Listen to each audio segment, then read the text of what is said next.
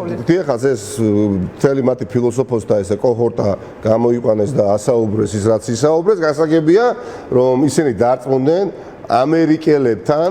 მათი საერთო ენის გამონახვა მაშინ როდესაც დეპარტამენტის მიერ გავრცელებულ განცხადებაში კაფიოდ წერს და ეს გზავნილი გადასცა ამერიკის შეერთებული შტატების ელჩმაც, მას შემდეგ რაც ვაშინგტონში იგი იმყოფებოდა და ჩამოვიდა ეგრეთ წოდებულ აქაურ საგარეო საქმეთა მინისტრს, რომ ძირითადი ელექტორატის გაუთვალისწინებლობა, მათი ინტერესის გაუთვალისწინებლობა უბრალოდ შეუძლებელია და პირობები არის კონკრეტული დასაკმაყოფილებელი იმისათვის, რომ ამერიკელებსა და ქართული ოცნების წარმომადგენლებს შორის ელემენტარულ დონეზე შედგეს კომუნიკაცია. პირიქით ხედავთ, რომ ისინი შეურაცხყოფას აყენებენ უკვე ადმინისტრაციის ყველა წარმომადგენელს, მათ შორის ტრამპს, თითქოს ისინი აცხადებენ მას დამარცხებულად არარსებული რაღაც ინსტიტუტისა, დიპსეიქისა, ამიტომ მე ვფიქრობ, რომ დიდი ხანი არ დაგვრჩა ჩვენ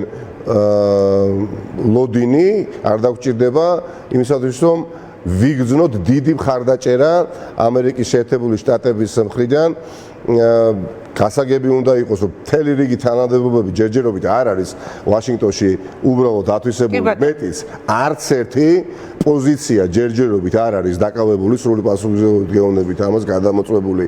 ინფორმაცია, არც ერთი პასუხისმგებელი პირი არ არის ჯერჯერობით დანიშნული, ვინც საქართველოსთან დაკავშირებით ასრულებს თავის პროფესიულ მოვალეობას, ამას რა თქმა უნდა ჭირდება გარკვეული პერიოდი. ოცნების განცხადებები იგივე ამერიკის შეერთებული შტატებთან დაკავშირებით ბოლო